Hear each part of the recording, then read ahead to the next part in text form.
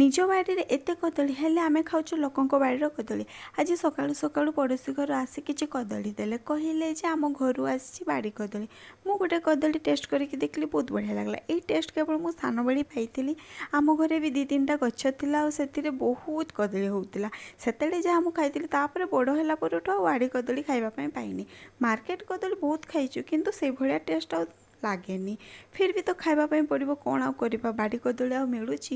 मो शाशु घरे भी 2-4टा गछ अच्छी किंतु एबे जाए से कदली मु खाइनी। बहुत फलुची बहुत कहले बहुत आउ केते बड़ बड़ पूरा सुंदर देखा जाए गछ गुड़ारे किंतु खाइबा पई मिलेनी। आमे जेतेबेले भी जाइथा घर को सेतेले गछरे पाची न थाए आ तापरे जेतेले पाचे सेतेले आमे सेठी थाउनी। आमे झारसुगुड़ारे थाउ कौन आउ करबा खाइबा पई मिलिनी। आ लोकंक बाड़ीर मिलूची किछि कथा नहीं जोठु हेले भी पाई जाउछु खाई जाउछु। मेघ भी एपटे एते हेलाणी ऊपर से कपड़ा सफा करबार अछि काम ही सरुनी आ फिर भूक भी कलाणी।